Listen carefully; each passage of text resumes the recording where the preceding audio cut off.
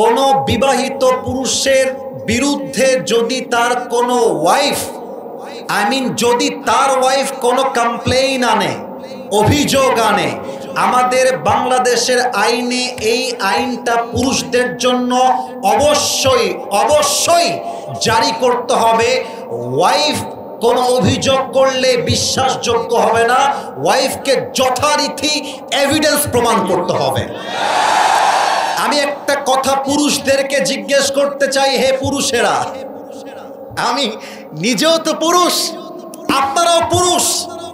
আমার কথা হচ্ছে, নারী আর পুরুষ দ্বন্দ্ব লাগলে মানুষ কেন শুধুমাত্র নারীর ক্ষেত্রে আলগা পিরিত দেখায়?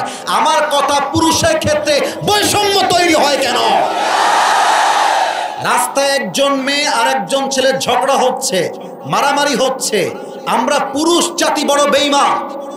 আমরা আগে গিয়ে নারীর পক্ষপাতিত্ব করি এবং এটার সুযোগ নিয়ে কিছু নারী পুরুষের চরিত্রে কলঙ্কিত করে রেখে দেয়। যুবক ভাইরা, আমি সব নারীকে এক পাল্লায় মাপতে চাই না। অনেকে বিয়ে করেছেন, অনেকে বিয়ে করেন নাই। আপনার ওয়াইফ যখন বিয়ের পরে আপনাকে নিয়ে অভিযোগ তুলবে সমাজের চোখে, মেম্বারের সামনে, সোশ্যাল মিডিয়ায়, ফেসবুকে, ইউটিউবে, তখন বুঝবেন ঠেলা কাকে বলে, জ্বালা কাকে বলে। এই জন্য আমি বলি, এমন মেয়েকে বিয়ে করা উচিত যে মেয়ের সঙ্গে ডিভোর্স হয়ে গেল সে মেয়ে পুরুষের সম্মানে আঘাত করবার চেষ্টা করবে না। দুই নাম্বার আরেকটা কথা বলতে চাই, আমার প্রিয় কলিজার টুকরা সম্মানিতা বোনদের জন্য। আমি জানি আমার বোনেরা আমাকে প্রচন্ড সম্মান করেন, কারণ আমি আমার বোনদের পক্ষে কথা বলি। আমি আসিফ হুজুর যুবকদেরকে নিয়েও বলি, মা বোনদেরকে নিয়েও বলি, প্রিয় বোন, যখন আপনি নিয়ত করেছেন স্বামীর বিরুদ্ধে অভিযোগ নিয়ে আসবেন সমাজের সামনে, আপনার যে তালাক হবে এটা কপালে লিখে নিয়ে তারপরে মাঠে নামবেন। আমরা পুরুষ জাতি বড্ড সেনসিটিভ, আমরা সব সহ্য করব, কিন্তু আমার চরিত্রে কেউ আঘাত দিবে, আমাকে কেউ কলঙ্কিত করবে, তার সঙ্গে আমি আজীবন সংসার করব, এটা কষ্টের গেল সম্ভব হতে পারে না। আর একটা কথা বলতে চাই মেয়েদের জন্য, এটা অনেক মেয়েদের গায়ে লাগতে পারে, বাট চাপায়ের মাটিতে বলতে আমি বাধ্য হচ্ছি। মাথায় রাখবেন, ডিভোর্স হইলে পুরুষের কোনো ক্ষতি হয় না, সব ক্ষতি একজন মেয়ের হয়। আপনার জন্য একটা বিয়ে জায়েজ, আপনি আমারে ছাড়বেন, আই ডোন্ট কেয়ার। আপনার জন্য একটা বিয়ে জায়েজ, আমার জন্য 4টা বিয়ে জায়েজ। আপনি আমার সঙ্গে বেঈমানি করে 2 পয়সা ক্ষতি করতে পারবেন না, এবং আপনি একবার কলঙ্কিত হয়ে গেলে আপনার পুরো জীবনটাই প্রশ্নবিদ্ধ হয়ে যাবে। 3 নাম্বার কথা বলে আমি আমার ভূমিকার কথার ইতি টানতে চাই, কারণ আমাকে কোরআন থেকে তাফসীর পেশ করতে হবে। I don't have enough time, আমার কাছে খুব লম্বা চড়া সময় নেই। মুরব্বীদেরকে বলবো, যুবকদেরকে বলবো, এমন বংশের মেয়েকে বিয়ে করবে যেই বংশের মেয়ে তার স্বামীর ইজ্জত কি তা বোঝে। আজকে 80% থেকে 90% ডিভোর্স হচ্ছে মেয়ে চরিত্রহীন হওয়ার জন্য, টিকটকার হওয়ার জন্য। আমি কি বলবো, দুঃখের কথা,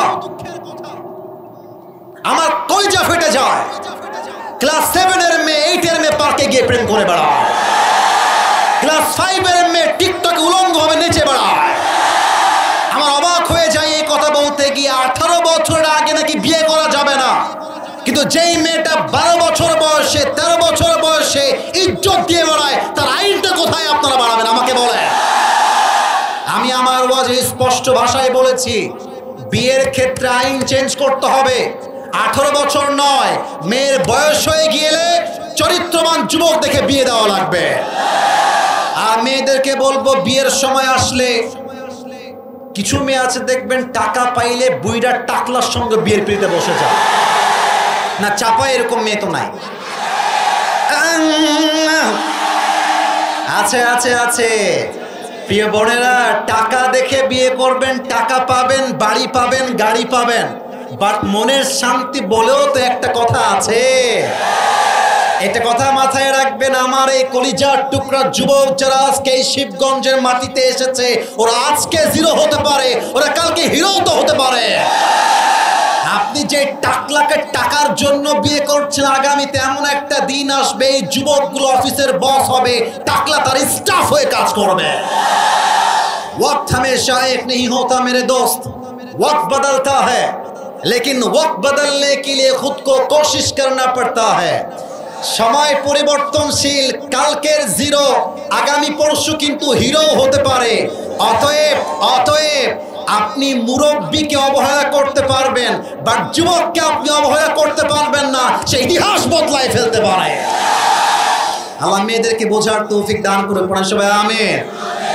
আর বাবাদেরকে বলবো, বাবারা মেহেরবানি করে আপনি আপনার ছেলেকে বিয়ে দিয়ে দেন, প্লিজ বিয়েটা দিয়ে দেন। আপনার ছেলে যদি গুনাহে জড়িয়ে যায়, এর প্রত্যেকটা দায়ভার কিয়ামতে আপনাকে বহন করতে হবে। আল্লাহ বাপজানদেরকে বোঝার তৌফিক দান করে পড়া আমিন। আপনাদের বউ আছে কার কার, একটু হাত তুলেন তো, বউ আছে কার কার?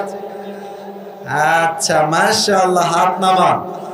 এবার হতভাগা কপাল পোড়া যাদের বউটাও কেউ নাই, তারা একটু হাত তোলো সোনামণিরা। কই আমাদের স্যাররা কোথায়? দেখেন কারো বউ নাই, এ আমি বিশ্বাস করি না। আল্লাহ সবাইকে দিনদার নেককার বউ দিয়ে দিক, পড়েন সবাই আমিন।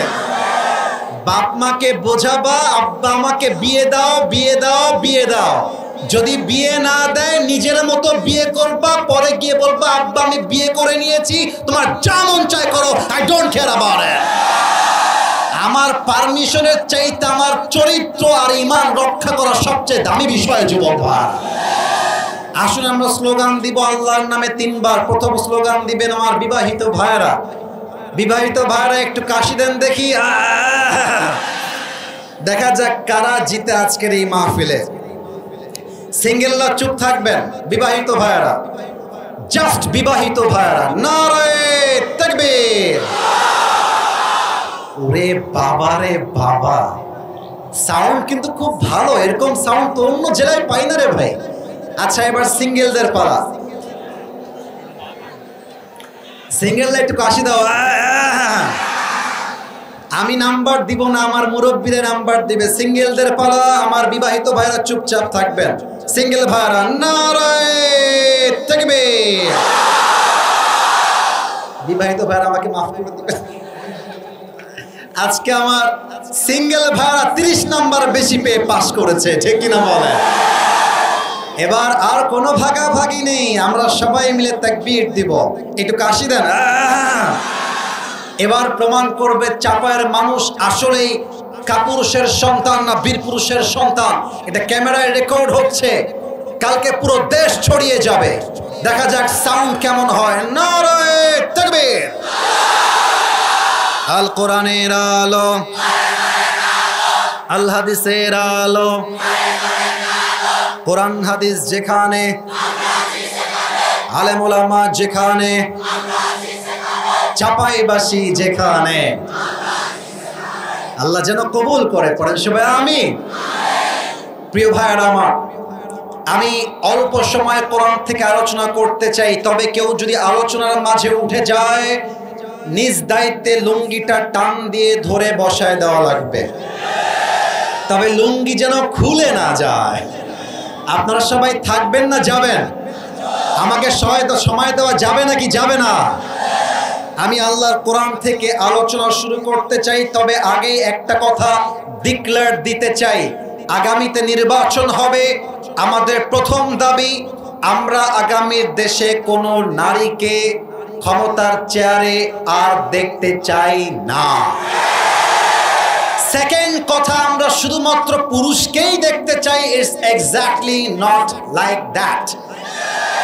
আমরা এমন একজন পুরুষকে দেখতে চাই যে পুরুষ আমাদের দেশের প্রধানমন্ত্রী হবে, তার যোগ্যতা এতটা হাইলি কোয়ালিফাইড হবে।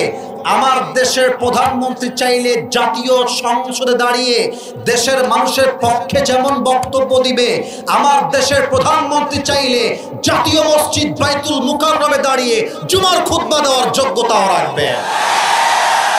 এমন নেতা আমরা আগামীর বাংলাদেশে চাই কি চাই না?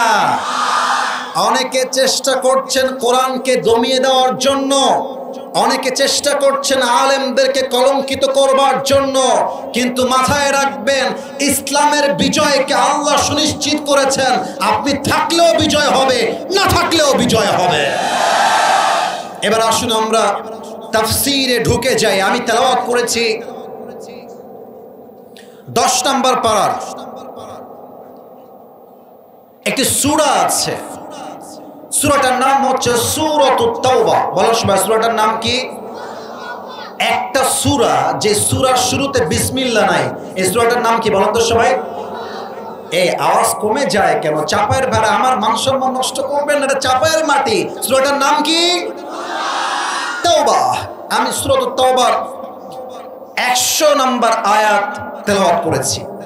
আমি আমার আলোচনার গভীরে যাওয়ার চেষ্টা করছি, কেউ আমার মনোযোগকে ডান বাম করবেন না। আল্লাহ তাআলা বলছেন, والسابقون الأولون من المهاجرين والأنصار। মুহাজির এবং আনসারদের মধ্যে প্রথম ঈমান আনয়নকারী যারা প্রথম ঈমান এনেছে। মুহাজির কারা?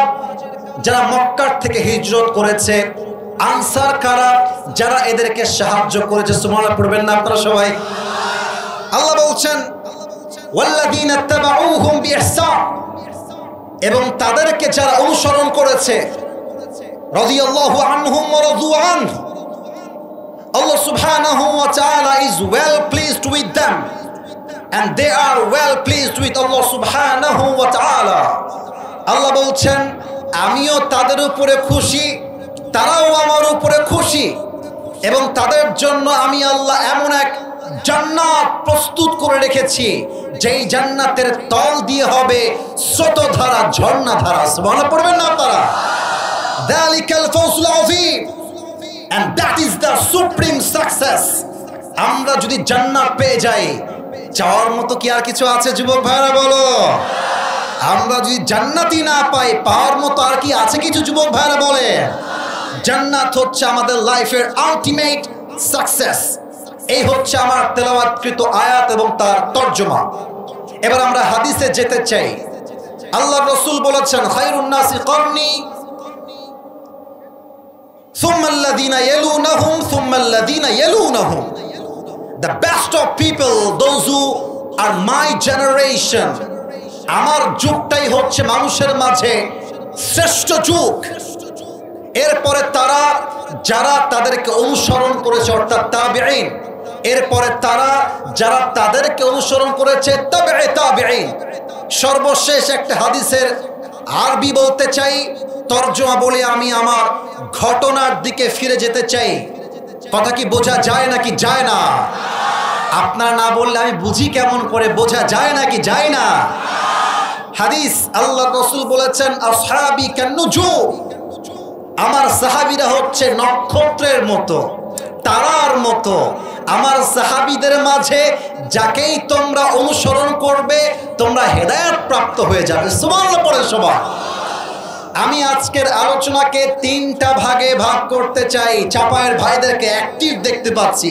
আরে এরা আমার সামনে বসে আছে, বিড়ালের বাচ্চা নয়, সব বাঘের বাচ্চাগুলো আমার সামনে বসে আছে।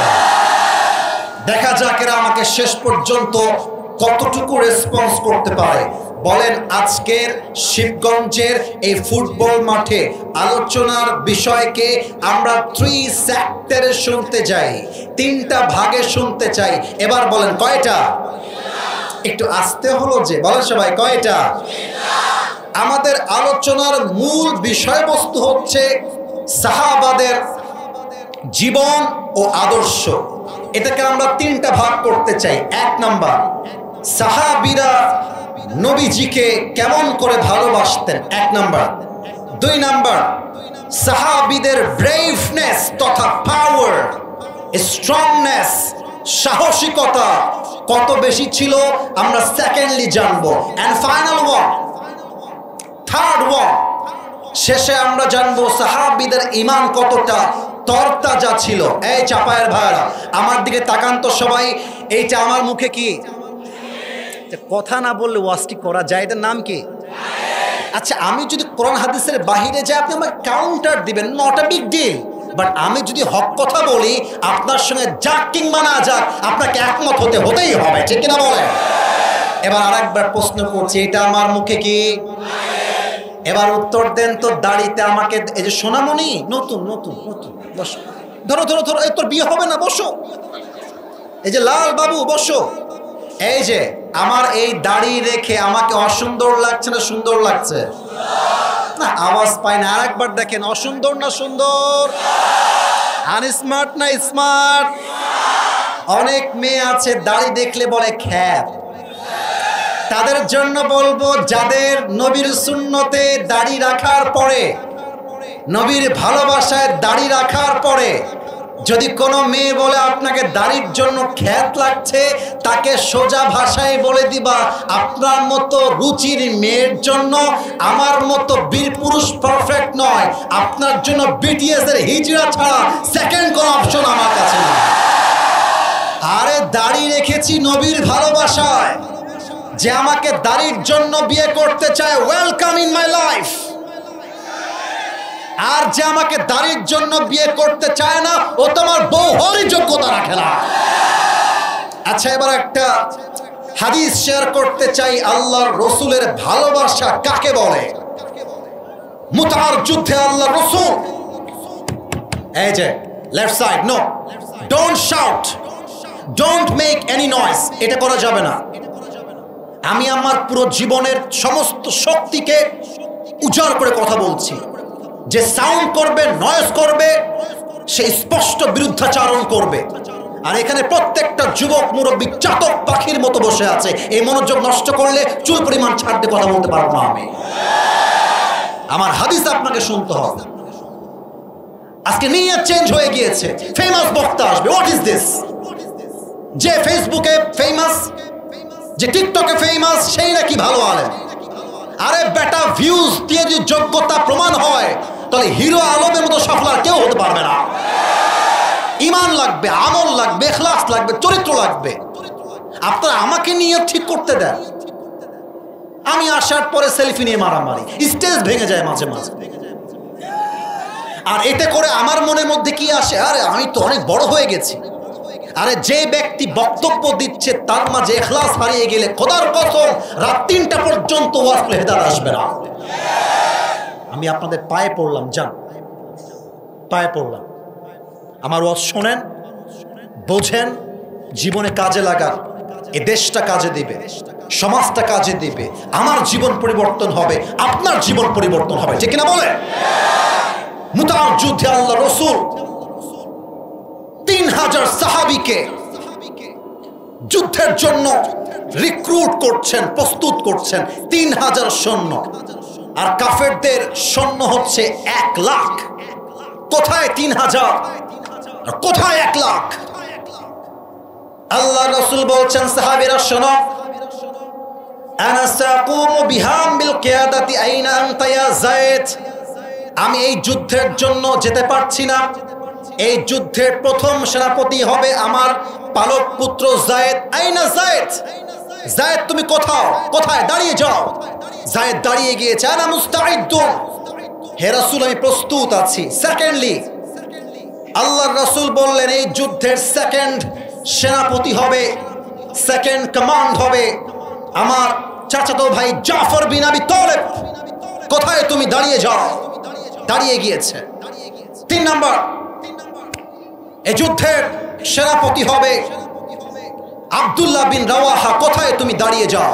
৩ জন দাঁড়িয়ে গিয়েছে। এবার রাসূল ডাক দিয়ে বলছে, তোমরা বাসায় ফিরে যাও। ইযহাবু ওয়া সাল্লিমু আলা আহলিকুম, বাসায় গিয়ে বিদায় নিয়ে আসবা, আর বলবা, আম্মা জান, এটাই তোমার সঙ্গে আমার জীবনের শেষ দেখা হতে পারে, আমাকে তুমি ক্ষমা করে দিও, তোমাকে আলবিদা, তোমাকে সালাম। এবার যায়েদ রাদিয়াল্লাহু তাআলা আনহু দাঁড়িয়ে গিয়েছেন। আয় আল্লাহ, রাসূলের ভালোবাসা কাকে বলে আমি কেমন করে বোঝাই? ডাক দিয়ে বলছে, ইয়া রাসূলুল্লাহ, আমার তো যাওয়ার মতো কোনো জায়গা নেই। আপনি আমার বাবা, আর আমার আম্মা জান আয়েশা ঘর থেকে শুনেছেন আমাকে যুদ্ধের জন্য কমান্ডো হিসেবে চুজ করা হয়েছে, আমার যাওয়ার কোনো জায়গা নাই, আপনি এখনই বললে আমি এখনই শহীদ হওয়ার জন্য প্রস্তুত আছি। আল্লাহু আকবার। এবার জাফর বিন আবি তালেব বাসায় এসেছে, ডাক দিয়ে বলছে, বিবি আমার, আল্লাহর রাসূল আমাকে যুদ্ধের জন্য সেনাপতি নিযুক্ত করেছেন, আমাকে যাওয়া লাগবে যুদ্ধের জন্য, তোমাকে সালাম করবার জন্য এসেছি। আচ্ছা, আপনি আপনার বউয়ের কথা ভাবেন তো, যদি বউ থাকে, আপনি যদি আপনার বউকে বলেন যে আমি একদিন বাসার বাইরে থাকব, যাদের বউ আছে তারাই বুঝবে। কিছু বউ আছে দেখবেন স্বামীর সব সহ্য করবে, বাট স্বামী বাড়ির বাহিরে গিয়ে থাকবে এটা সহ্য করতে পারে না, ঠিক কিনা বলে? তো জাফর বিন আবি তালেবের বউ ডাক দিয়ে বলছে, হে আমার স্বামী, যদিও বা আমার মন চায় না আমি তোমাকে ছাড়ি, তবে যেহেতু আমার রসুল তোমাকে আদেশ দিয়েছেন, আমি তো সব অমান্য করতে পারবো, বাট রসুল যা বলেছেন তা তো আমি অমান্য করতে পারবো না। সুবহানাল্লাহ পড়বেন না আপনারা সবাই? এবার আসুন হাদিসের মেইন পয়েন্টে, একদম সাবজেক্ট ওয়াইজ বুঝাচ্ছি। কিন্তু এবার বউ হাত তুলেছে স্বামীর সামনে। আমি ওয়াজগুলো আমার দিল থেকে করতে চাই, আমি যুবকদেরকে বোঝাতে চাই, মেসি তোমার আদর্শ নয়, রোনালদো তোমার আদর্শ নয়, শাহরুখ খান তোমার আদর্শ নয়, কোন ক্রিকেটার, ফুটবলার কেউ তোমার আদর্শ নয়, তোমার আদর্শ সাহাবায়ে কেরাম রাদিয়াল্লাহু তাআলা আনহুম, ঠিক কিনা বলো? বউ দোয়া করছে, আল্লাহ, আমার প্রাণের স্বামী যুদ্ধের জন্য বের হবে, তুমি আমার স্বামীকে যুদ্ধের ময়দান থেকে গাজী বানায় আমার কাছে ফিরায় দিও। এবার আমার ডান হাত দেখবেন, আমার চাপায়ের শিবগঞ্জের ভাইরা, ডান হাতে লম্বা একটা লাঠি ছিল, লাঠিটা দিয়ে জাফর বিন আবি তালেব বউকে হালকা একটু টুকা মেরেছেন, হালকা আঘাত করেছেন। ডাক দিয়ে বলছে, আমার বউ, আমার কলিজার টুকরা বউ, লা তাদঈ আকসা যালিক, উল্টা পাল্টা দোয়া করে কোনো লাভ হবে না। আল্লাহর রাসূল আমাকে সেনাপতির দায়িত্ব দিয়েছেন, এটাই ইঙ্গিত করে এটাই আমার জীবনের শেষ দেখা, এর সঙ্গে তোমার সঙ্গে আমার আজীবনে আর একটা বারের জন্য দেখা হবে না। এই কথা শুনে স্ত্রীর দুই চোখ দিয়ে টলটল করে পানি বের হতে শুরু করেছে, সন্তানরা কান্না করতে শুরু করে দিয়েছে। জাফর বিন আবি তালেব ডাক দিয়ে বলছে, বউ আমার, কেঁদে কাঁদলে হবে না, মুসলমানদের হৃদয়টা পাথরের মতো শক্ত হতে হবে। আল্লাহর জমিনে আল্লাহর দ্বীনকে কায়েম করবার জন্য নিজের জীবনকে স্যাক্রিফাইস করবার জন্য প্রস্তুত থাকতে হবে। বউ আমার, কান্না করো না, তোমাকে আমি ওসিয়ত করে যাই। উফ, কি মারাত্মক ওসিয়ত! বলছে, আমি যেই রাস্তায় শহীদ হওয়ার জন্য যাচ্ছি, আমার সন্তানকেও তুমি সেই রাস্তায় শহীদ হওয়ার জন্য প্রস্তুত করে দিও। সুবহানাল্লাহ, আল্লাহু আকবার। জাফর বিন আবি তালেব বাড়ির থেকে বের হয়ে যাচ্ছেন, দুই সন্তান জাফর বিন আবি তালেবের পাটা এমনে জড়িয়ে ধরেছে, আব্বা তুমি যেও না, আব্বা তুমি গেলে আমরা বাঁচবো কেমন করে? রসুলের ভালোবাসা এতটা মজবুত ছিল, জাফর বিন আবি তালেব একটা মুহূর্তের জন্য পেছনে ঘুরে তাকায় না। আল্লাহু আকবার। এবার আব্দুল্লাহ বিন রাওয়াহা তার ওয়াইফের কাছে এসেছে, প্রথম বিয়ে, বাসর রাত সেই দিন। সুবহানাল্লাহ পড়বেন না? বাসর রাতে আল্লাহর রাসূল আদেশ দিয়েছেন, নবীজির ভালোবাসা কাকে বলে? আব্দুল্লাহ বিন রাওয়াহা, তোমাকে যুদ্ধের জন্য প্রস্তুত হওয়া লাগবে, তোমার বাসর ঘর হয়তো বা হবে না। বইয়ের কাছে আসছে। আচ্ছা, এই স্টেজ কি দেখা যায়?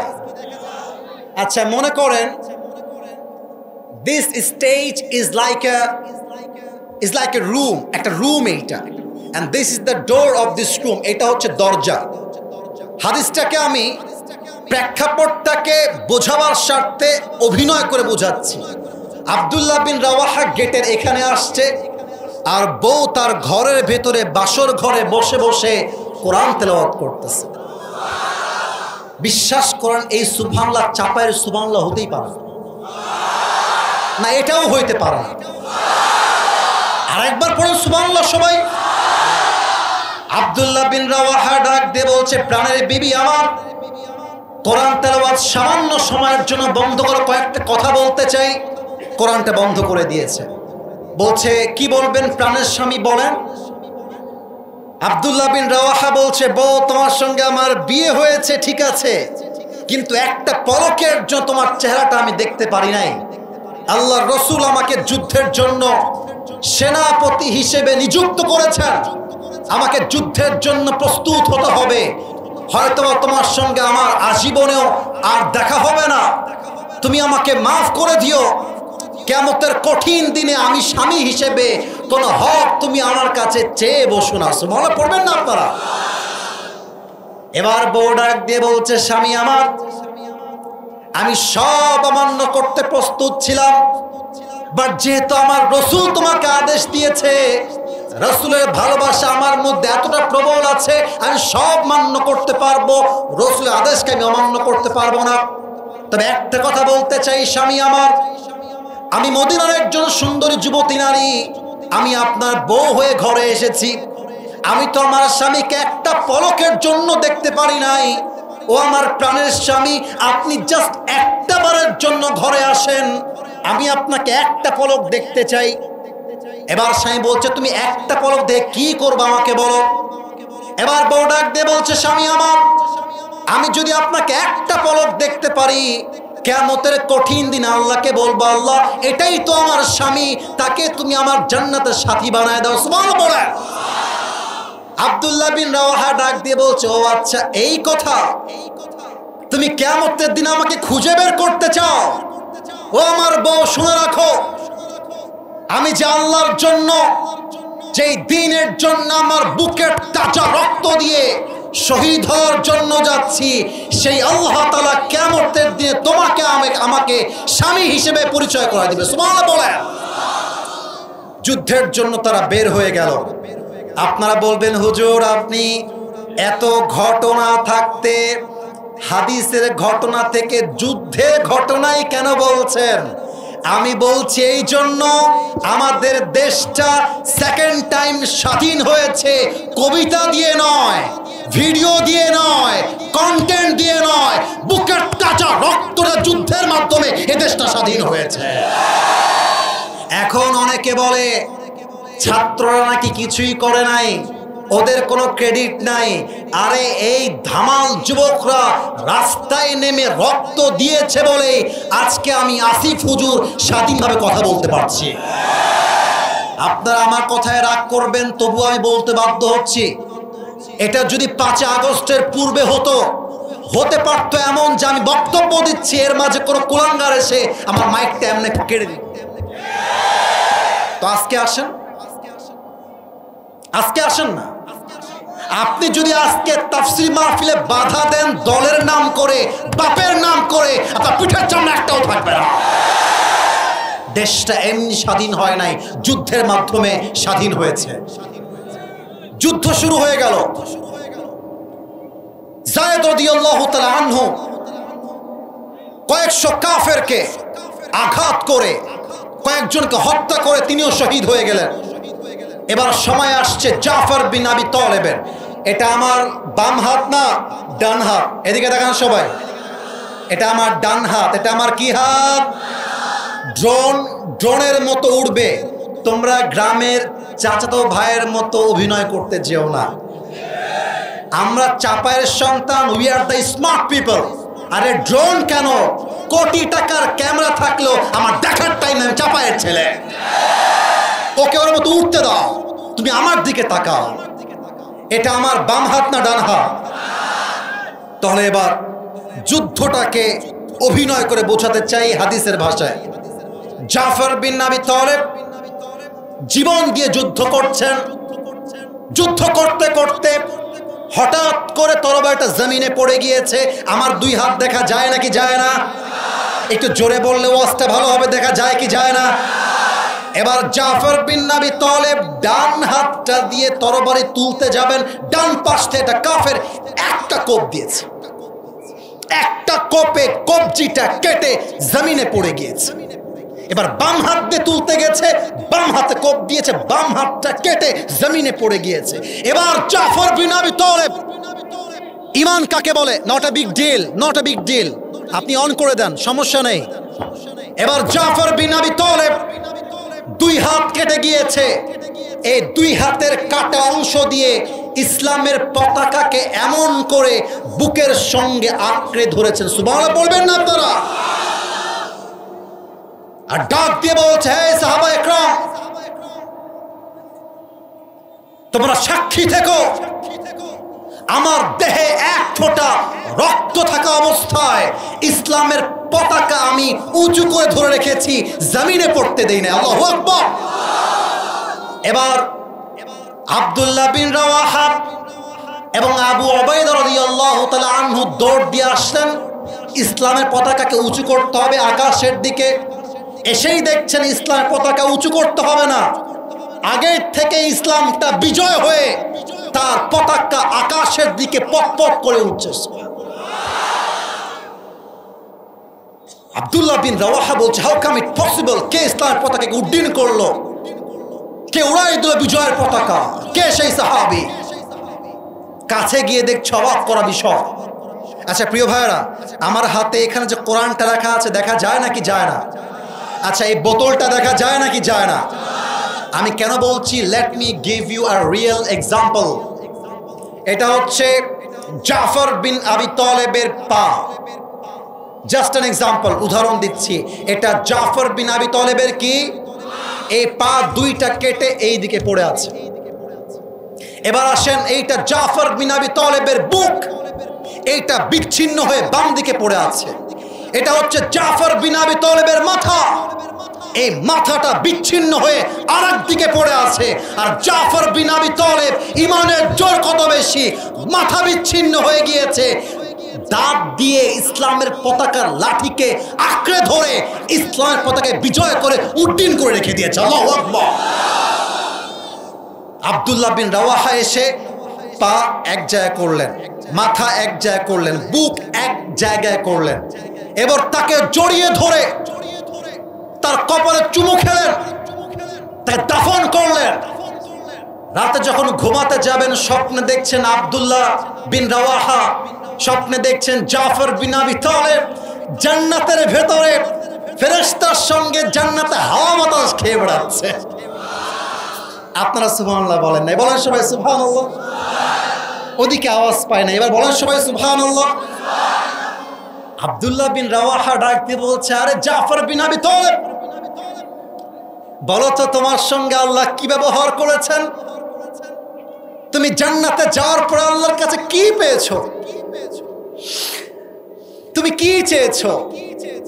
জাফর বিন আবি তালেব ডাক দিয়ে বলছে, আব্দুল্লাহ বিন রাওয়াহা, আমি যখন শহীদ হয়ে আল্লাহর কাছে আসলাম, আল্লাহ ডাক দিয়ে বলছে, হে জাফর বিন আবি তালেব, আমি আল্লাহ তোমার উপর খুশি হয়ে গেছি, তুমি আমার কাছে কি চাও তুমি আমাকে বলো। জাফর বিন আবি তালেব ডাক দিয়ে বলছে, আল্লাহ কিছুই চাই না, জাস্ট একটা জিনিস চাই, তুমি আমাকে আবার জীবন দাও, আমি দুনিয়া আবার যেতে চাই, আল্লাহর রাসূলের ভালোবাসায়, তোমার ভালোবাসায় তাজা রক্ত ঢেলে দিয়ে আবার শহীদ হয়ে তোমার কাছে ফিরে আসতে চাই। ঈমান কাকে বলে? ভালোবাসা কাকে বলে? আপনার সবাই মিজানুর রহমান আজহারী হুজুরের নাম শুনেছেন না? মনে পড়ে গেল, বললে কি রাগটা করবেন নাকি আপনারা? আপনারা আসতে বললেন যে না, জোরে বলেন ইয়েস নাকি না? হ্যাঁ, রাগ করা যাবে না প্রিয় ভাইয়েরা। আমি কোন দলের পক্ষপাতিত্ব করতে এই মাহফিলে অ্যাটেন্ড করি নাই। আজহারী সাহেবকে বলা হয়েছিল জামাতের প্রোডাক্ট, রাজাকার। এই সেম অপবাদ দেওয়া হয়েছিল আল্লামা সাঈদী হুজুরকে। আর উনি কোরআনটা হাতে নিয়ে বলেছিলেন 1971 সালে রাজাকারের কোনো মাটি আমি সাঈদীর গায়ে লাগে নাই। আমাকে রাজাকার বলে কেউ যদি তা প্রমাণ করতে না পারে, এটা স্পষ্ট প্রমাণ হবে সে পিতৃ পরিচয়হীন অবৈধ সন্তান, সে জারদ সন্তান। আপনারা আমার কথা মাইন্ড করলেও কি না করলেও কি, তিনি নবীর ভালোবাসায় একটা কথা বাঘের বাচ্চার মতো বলেছিলেন। উনি বলেছিলেন, তোমার দলের চাকা আজকে উপরে আছে বলে যারা আলেমদেরকে ধরছো, জুলুম করছো, জেলখানায় ঢুকাচ্ছ, সময় আসবে এমন ইন্দুরের গর্ত পালাবার জন্য তোমরা সবাই সাইদি হুজুর বলতেন, তোমাদেরকে আমরা যখন নবীর ভালোবাসার কথা বলি, আল্লাহর জমিনে আল্লাহর দ্বীনকে কায়েম করবার কথা বলি, তোমরা আমাদেরকে গালি দাও মৌলবাদী বলে। এত আস্তে ঠিক বললেন কেন আপনারা? বলেন সবাই ঠিক আছে কিনা?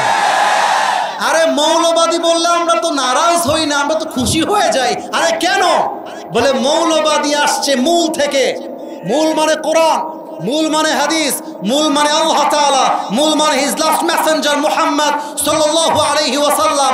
আরে আমরা হলাম মূলবাদী। এবার বলেন তো, গাছের আগায় শক্তি বেশি না গোড়ায়? আরে জোরে কোন, আগায় না গোড়ায়? আমরা হলাম গোড়াবাদী, তোমরা আগাবাদী। বাড়াবাড়ি বেশি করতে যেও না। গাছের ডালে বসে আছো, চুপচাপ বসে থাকো। বেশি বাড়াবাড়ি করলে 16 কোটি মানুষ মিলে গাছের গোড়ায় একটা ঝাঁকুনি মারবে। মামুর বাড়ি দিল্লি গিয়ে পড়বা, তা দিল্লি গিয়েই পড়েছে। অতএব নবীর ভালোবাসা কথা বলবো, আরে আমরা তো স্পষ্ট ভাষায় বলবো। আগামীতে আবার যদি কেউ নবীকে গালি দেয়, অসম্মান করে, আমরা শাপলা চত্বরে বুকের তাজা রক্ত দেওয়ার জন্য প্রস্তুত থাকবো। দুটো হাত তুলে বলা যেতে না।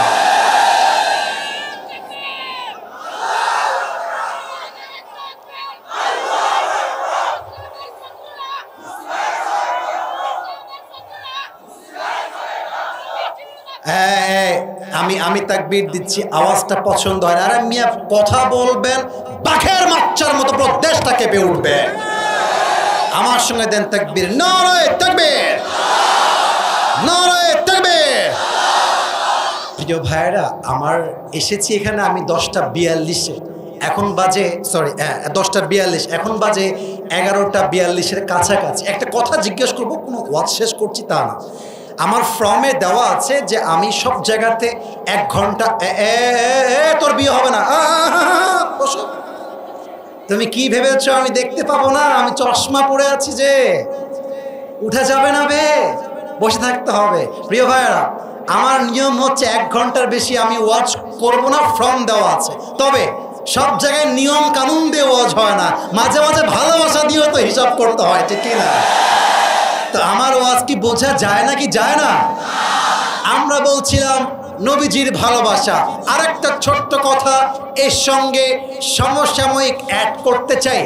কিছু মেয়ে আছে দেখবা বোরকা পরেই পার্কে গিয়ে প্রেম করে বেড়ায়। নাই নাই, আর আমি ভুল বলেছি তো? ভুল বললাম না ঠিক বললাম? বলো। বোরকা এমন ভাবে পড়ে দেখলে মনে হবে ये तो अभी कभी जन्नत से भाग के दुनिया में आई है। बाबा रे बाबा, হাতে মোজা, পায়ে মোজা, মুখ ঢাকা, চোখ ঢাকা, কিন্তু একটা বোরকাওয়ালি মেয়ে 4টা ছেলেকে নাকের ডগায় দই লাগায় ঘোরায় বেড়ায়। আমি মাঝে মাঝে বলি, বোরকা পড়লে নবীর ভালোবাসার প্রমাণ হয় না, বোরকা পড়লেই দিনদার হওয়া যায় না। আরে দিনদার হওয়ার জন্য চরিত্রের প্রয়োজন হয় যুবক ভাই। আরো ছোট্ট একটা কথা অ্যাড করতে চাই, নানি, চাচি, দাদিদের জন্য।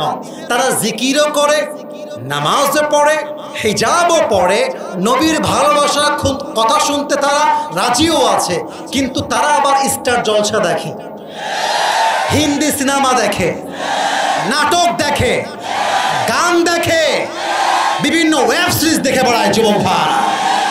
অতএব শুধুমাত্র নবীরে ভালোবাসি, নবীকে ভালোবাসি, ওই জিলাপি খাওয়া ভালোবাসা হলে চলবে না। আর নবীর জন্য তাদের রক্ত দেওয়ার জন্য প্রস্তুত থাকতে হবে। 1 নাম্বার, বলেন তো সাহাবীদের হৃদয়ে নবীর জন্য ভালোবাসা কম ছিল না বেশি ছিল?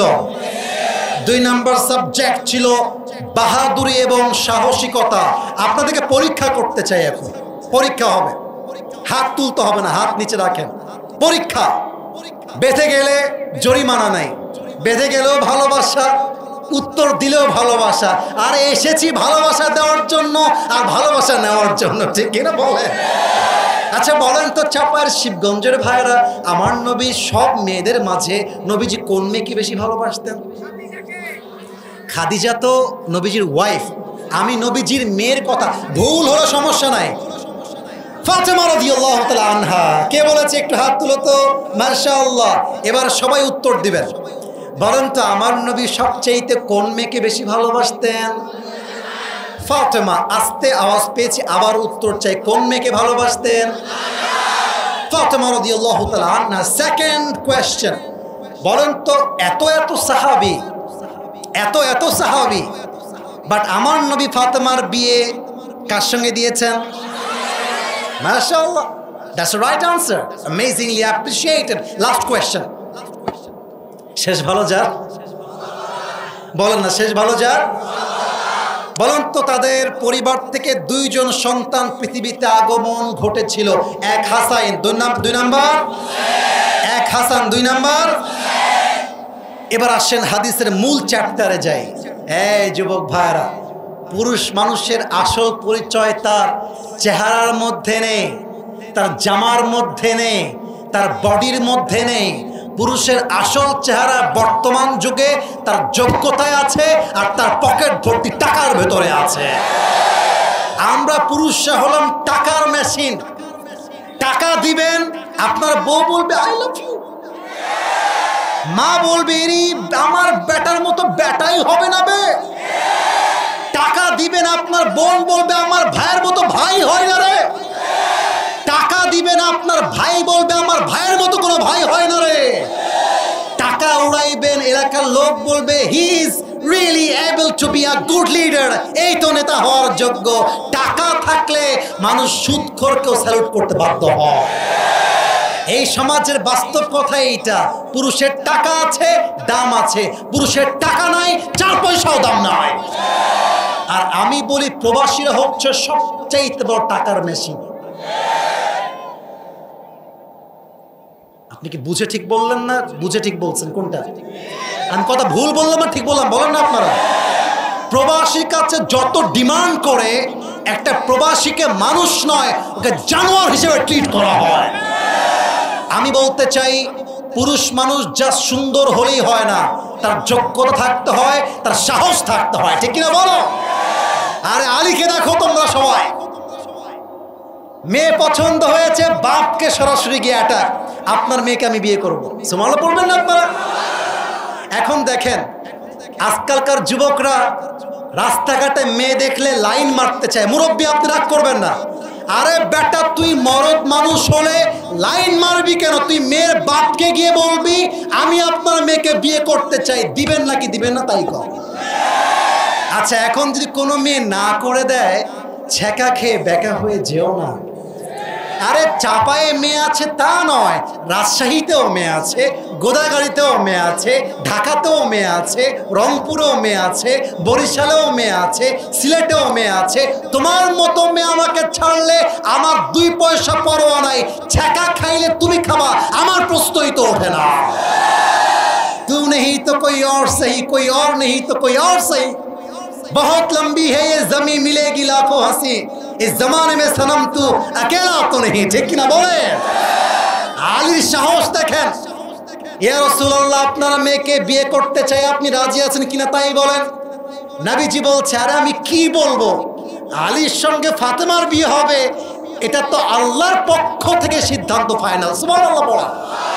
এবার দেখেন, উহুদের যুদ্ধের পরে, বদরের যুদ্ধের পরে কাফেররা মদিনায় অ্যাটাক করলো।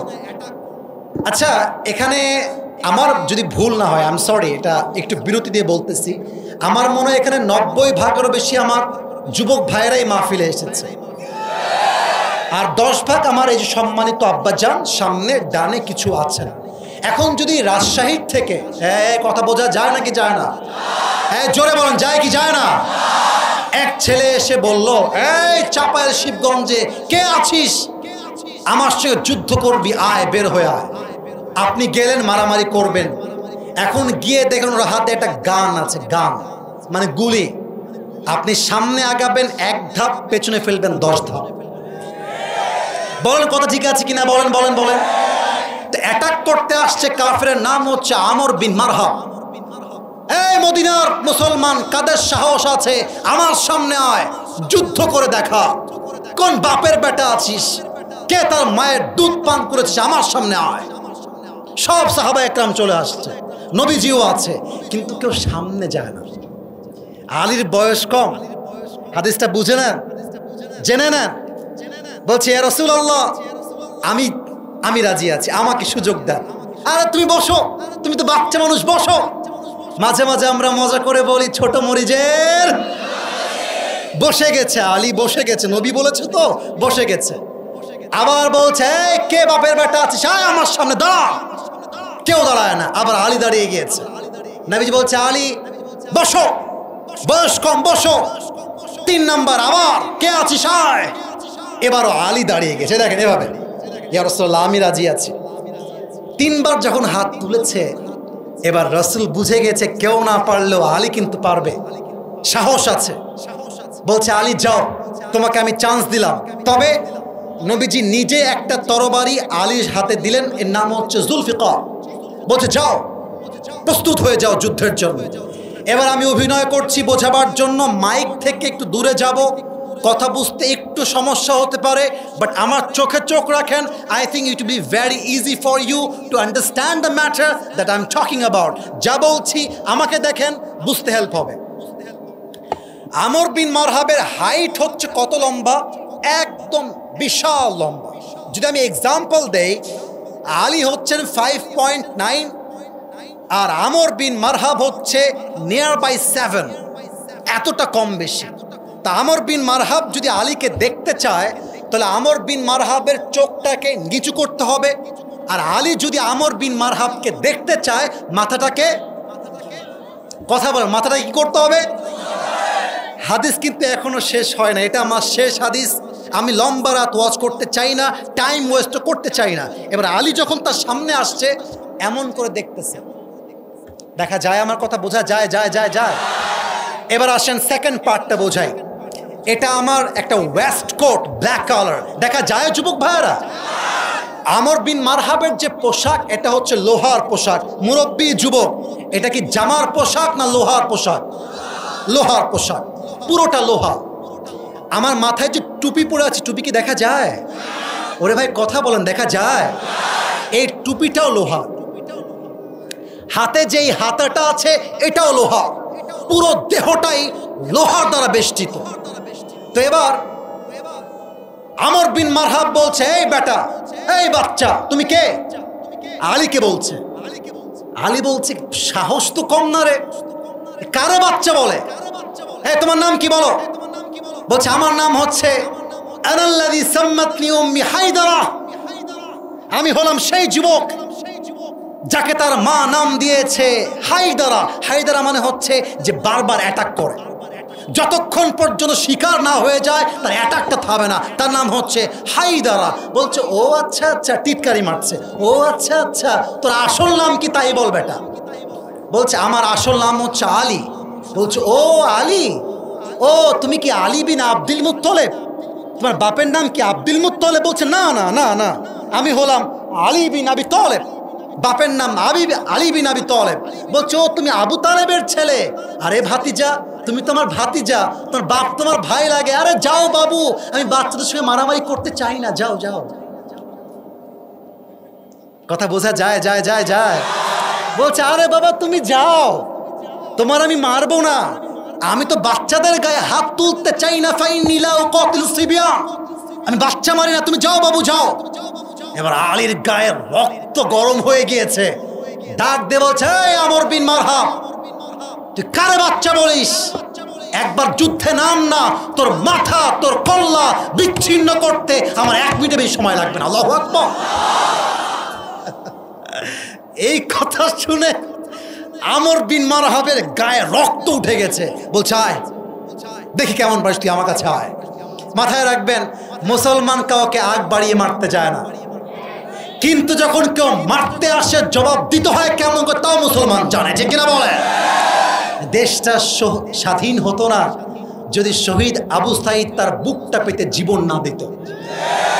আচ্ছা আমি একটা লজিক্যাল কথা বলতে চাই আজকে, মিডিয়ার ভাইয়েরা আছেন, আপনারা একমত হলে আমাকে একমত বলবেন, যদি আপনি দ্বিমত হন দাঁড়িয়ে যাবেন, আমার কোনো কমপ্লেন নাই। আচ্ছা শহীদ আবু সাঈদ যখন মাঠে নেমেছিল, সে কি কাউকে গুলি করেছিল? কথা বলেন, গুলি করেছিল? কাউকে হত্যা করেছিল? সে জাস্ট চেয়েছে কোটার সংস্কার চাই, এতটুকুই তো। আপনি যখন তার বুকে গুলি করলেন, এই গুলি জাস্ট শহীদ আবু সাইদের বুকে লাগে নাই, এই গুলি লেগেছে বাংলার লক্ষ কোটি তাওহীদি জনতার বুকের মধ্যে গুলি লেগেছে। আমরা কাউকে নামাইতে চাই নাই, আমরা কাউকে মারতেও চাই নাই, বাট যারা আমাদেরকে মারতে চায় তার বংশ আমরা নির্বিশেষে শেষ করে দেব। যুবক ভাই আছে কিনা বলো? আলী বলছে, আরে আমরা কাউকে মারি না, আগে তুই মারতে আয়, আগে তুই মার। এবার আমর বিন মারহাব 2 হাত দিয়ে তরবারি ধরেছে এমন করে। আচ্ছা, যুদ্ধের সময় যখন তরবারিতে আঘাত করা হয়, যুদ্ধের কৌশলটা হচ্ছে 2 পা এক করতে হয়, যাতে করে লাফটা দিলে হাতে শক্তি বেশি পাওয়া যায়। এবার আমর বিন মারহাব 2 হাতে তরবারিটা তুলে একটা লাফ দিয়েছে, একটা কোপ দিয়েছে আমর বিন মারহাব আলীর ডান কাঁধে। আলী বিন আবি তালেব সমস্ত সাহসিকতা দিয়ে নারায়ে তাকবীর আল্লাহু আকবার বলে ঢালটা এমন করে ধরেছেন যে আঘাতের জন্য পুরো দেহ বিচ্ছিন্ন হওয়ার কথা, ওই আঘাতটা আলীর দেহে এক চুল পরিমাণ স্পর্শ করতে পারে নাই। এবার আলী বলছে, এই বেটা, এবার তোর পালা, এবার তুই রেডি হ, দেখা যাক তুই কেমনে আমাকে আটকাস। আলী বিন আবি তালেব জাস্ট স্টেপ ব্যাক, পেছনে গিয়েছেন। আল্লাহর রসুলের দেওয়া জুলফিকার এমন করে শক্ত করে ধরেছেন। আরে বীর বাহাদুর তিনি আসাদুল্লাহ আল গালিব তরবারিটা ধরে মাথাটা উঁচু করে একটা লাফ দিয়ে নারায়ে তাকবীর আল্লাহু আকবার বলে একটা কোপ দিয়েছে। আমর বিন মারহাবের দেহটা টুকরো হয়ে 2 আধখান হয়ে ছিটকে পড়ে গিয়েছে। এবার আলী রাদিয়াল্লাহু তাআলা আনহু, ভাই সামনে পুরোটাই ঢাকা, আমি দেখাই কেমন করে। এবার আলী নিজে আমর বিন মারহাবের বুকে পা রেখেছে। মুসলমানদের ঐতিহ্য জেনে নেন, মুসলমানদের পরিচয় জেনে নেন, আর একজন মুসলমান 1000 কাফেরের সমান। বুকের মধ্যে পা দিয়ে বলছে, এই বেটা, তুই আমাকে মারবি কেমন করে? আনতা তা'বুদু হাজারান ওয়া আনা আব্দু রাব্বি মুহাম্মদ, আনতা তা'বুদু হাজারান ওয়া আনা আব্দু রাব্বি মুহাম্মদ। তুই তো পাথরের পূজা করিস, তুই মূর্তির পূজা করিস, আর আমি আমার মুহাম্মদের রবের গোলামি করি। আর যে রবের গোলামি করে তাকে পাথর পূজারী হত্যা করতে পারে না, এটা কোশ্চিন কালেও সম্ভব নয়। সাহস কাকে বলে? অতএব আগামী ফেব্রুয়ারিতে নির্বাচন হবে, আমি কোন রাজনৈতিক বক্তব্য দেওয়ার জন্য আসি নাই। আমরা কোরআনকে ভোট দিব। যারা আমাদেরকে দমে দেওয়ার জন্য আসবে, বুঝতে হবে আল্লাহর জমিনে আল্লাহর রাজ কায়েম হবে, তুই থাকলেও হবে, তুই না থাকলেও হবে। ঠিক কিনা বলে?